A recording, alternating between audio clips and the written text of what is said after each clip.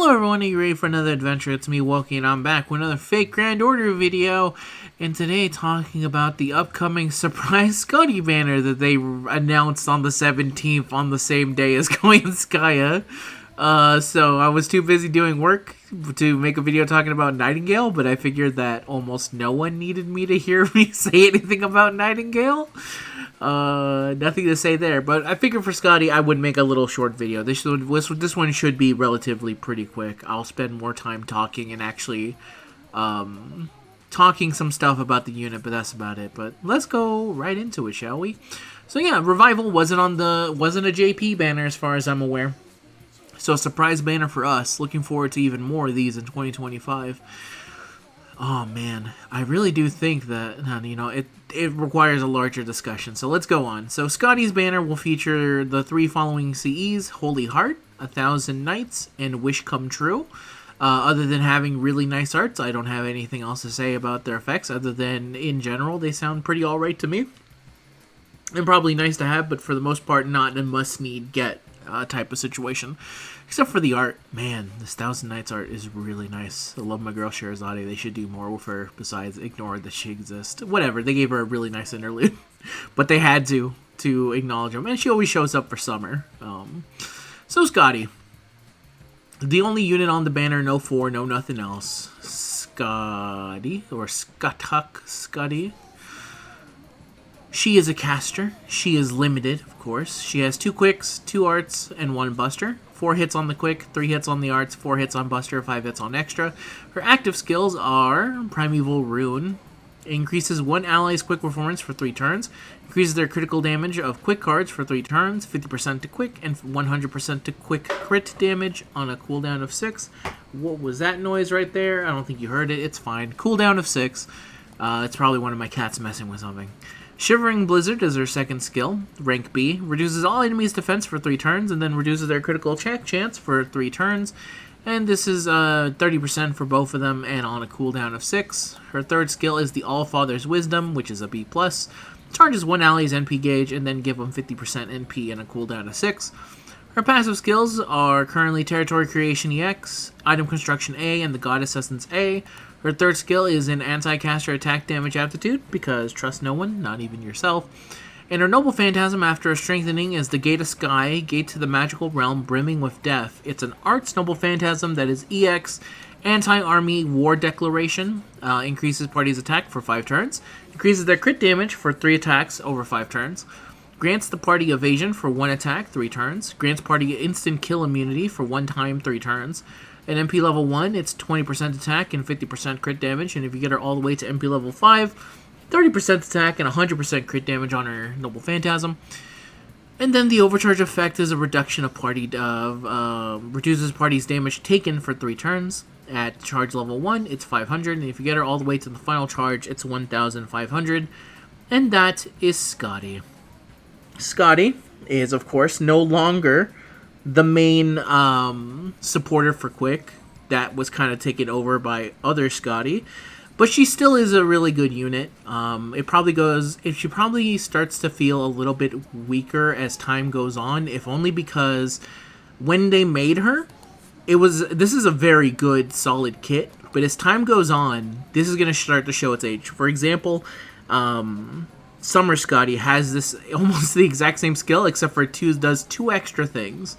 So that's how you can kind of see that she was released around year 3 compared to everything. But thankfully, simple and solid still works out. So she ends up being that she can still kind of be used for looping. It's just that Summer Skadi is a better version of her. Though in some cases, you would like to still use the Skadi. Like, for example, maybe in some certain challenge quests. Like, for example, I have to stop saying for, like, example. It really annoys me that I keep doing that. If you have a quick unit that has more quick cards than they have buster cards, then they'll get a bigger damage for this. On Summer Skadi, she only buffs the buster by 100%. She doesn't actually buff the quick cards by 100%. So if you're using a unit that has 3 quick cards, 1 buster, obviously, it might be a little bit better to use 1 Summer Skadi and then 2 2 regular Skadis just to kind of make use of the 3 quick cards that they have and constantly using them for there. The other thing is that she's a little bit more defense focused compared to Summer Skadi, because Summer Skadi obviously can be used as her own loop unit. She doesn't really need to be used that way because she has a Noble Phantasm that can be used both for attack, giving them attack and critical damage, but also offering some evasion, and then also offering a party-wide instant kill immunity for 1 time over 3 turns. I know you're saying, Wokey, when does this ever come up? And the answer is in really random challenge quests where you'll be thankful you have a unit that does this. You don't know how many times I've done a challenge quest and then gone, okay, this is their specific gimmick. You need a unit that is specifically anti-this. Does any unit in my roster fulfill these needs? And the answer is, a lot of the time, it's like 1 or 2 units can do it, and you're happy to have them in that exact moment, and it makes your life much easier. It's kind of like a nice little bonus thing. So yeah, she ends up being a little bit more defensive focused compared to the other Skadi. But for the most part, she's kind of best used as like the 3rd, kind of like the same slot that Oberon has. You can use her as the first go-ahead, and just to be sure, I actually did myself, and I used regular Skadi and a Summer Skadi in the front row, and then some other units in the back. And for some units, you definitely still can, like Daikokaten. She had no problems looping with just a regular Skadi and a Summer Skadi, and then someone in the back for the last 50%. But there are some quick units that do suffer from NP generation problems that can be helped alleviated using the slight attack boost that you get from Summer Skadi compared to just regular Skadi. It's kind of on a need to get basis, I guess. It's very hard to talk about quick looping because it's something that you have to experience for yourself before you can really go like, oh, okay. In a perfect vacuum of where everything works, you can make Skadi work perfectly fine with Summer Skadi and there's no issue. It's just when you're in some specific fights, you're like, I'm missing just that little bit of damage that would have made it possible, and it would have been available if I had Summer Skadi unavailable to me. But for the most part, really still a really solid unit. Now here comes the uncomfortable conversation that we have to have. Even though I still think Skadi is an extremely useful unit, extremely good, is it worth it to actually go summoning for her at the moment? And I feel like the answer it really depends on how much you like quick. If you are in the mood for a quick unit, or you just love Skadi, because honestly, how could you not? I love Skadi. I love Skahawk in general, so obviously this is like an instant get unit for me.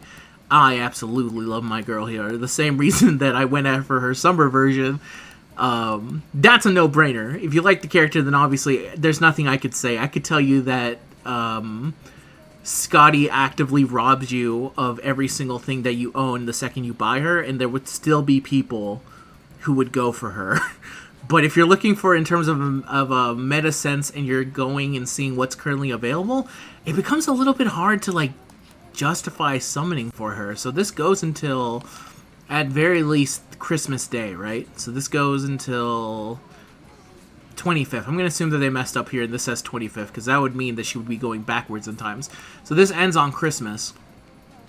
The current Koyanskaya banner I think lasts until maybe today. 29th.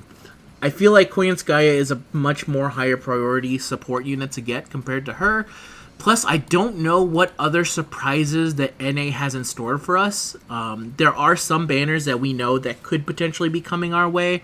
Like if they ever decided, like they just most recently announced that Lost Belt 7 is going to be happening on the 25th. Now, the way it worked in Japan and the way I expect it to go is that they're going to stick to the same letter of the law, which was no new units until 2025. Meaning we won't get any of the units from Lost Belt 7 until Kotomine comes in for the anniversary. And then we will get Nidal Altar first, and then we will get Tez when part 2 of the story starts, and then we will get Kuku. I assume that it's going to be that way. I don't know if NA will follow that, but I'm assuming that that's the way we're going to be rocking and rolling. So, is there a chance for any of those units to be moved forward just slightly? Maybe. You never know. I wouldn't have expected them to bring in Skadi at the last minute either, and that happened.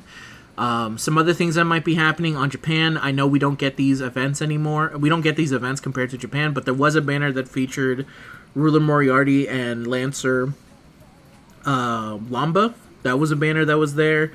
Enkidu and Gilgamesh are going to be getting a strengthening. I would not be surprised if they decided to throw out a surprise Enkidu and Gilgamesh banner just to be like, hey, you can get them and also they're going to be strengthened at the same time. It's something that could potentially happen.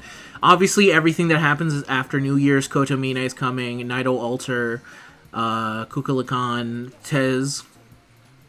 All really good units are going to be popping up, and then obviously for 2025, I haven't released the video yet because I've been planning it kind of in the background because I had a conversation with my brother where I said, I need to take a look at these real quick, and going, man, this 2025 is a really rough year for summoning. So I don't know. It kind of comes down to, is it available for you to do it, and is it smart for you to do it? If you're a fan of her, I wish you the best of luck. I would be doing the same thing because as you can tell, I love Skahawk and I love Skadi for that same reason. So if I did not own them, I would be summoning for them. But if I didn't have that innate love built into them, I would feel like the best option is to keep her around as a unit that I want, but is also a unit I could potentially get on the GSSR if I ever failed to get the actual unit I was going for. Sounds weird. It sounds weird to say, but I feel like that would be my MO, just because summoning for the new units, it's so hard to pass up summoning for these new units that are like insanely good and have a lot of interesting built things into them, when the main reason you would want to get for Skadi is to be a kind of like, okay, I bring her in on turn 3, or I bring her in for the all Skadi team, which is something I do, and I have a lot of fun doing when I run my all Skadi team. It's kind of like one of those. It really, really, really depends on the player. I think the smart option is to kind of play by ear and be like, maybe if I have a ticket to throw at her and I need her and I want her to throw a ticket, and then be like, hey, you know what, I'm perfectly satisfied. I tried, I failed. I'm going to try again next time she comes up. Just because I feel like we're at the end of the year. The way that things were looked out for JP, there was no more banners. But the fact that they were willing to just randomly throw out this banner makes me feel like they might have some more surprises in store. And it's better to be cautious when it comes to NA, because you never know what unit they could decide to just pop up before everything goes off. I don't know. Be afraid. If you don't have any of the support servants, I would always be on the lookout for any of the big main 3, which would be Castoria, Koyan, and Summer Skadi. I would always be on the constant lookout for them to throw out a random banner featuring them, because you never know. But anyway, that's the end of the video. Feel free to tell me if you're summoning for it. I really would be curious to see how many are going to go like, you know what, screw everything, I'm going for my girl. I would love to hear it. And as always, I wish you the best of luck. I'll see you guys in the next video, which should be either a long one, either the next video you'll see from me, it will be a couple days from now, it will be a long one, it will be me playing a random game like Hello Kitty or something, just to be like, I need to release something. Just to be like, here you go. I'm still working on stuff, don't worry about it. Still trying to get Shonen Archive recorded as well, as I tell Zed, hey, we need to find time together to talk things out and talk about Gintama, because I miss talking about Gintama. But anyway, that's the end of the video, everyone. Thank you very much for watching. I'll see you guys in the next one. Peace out.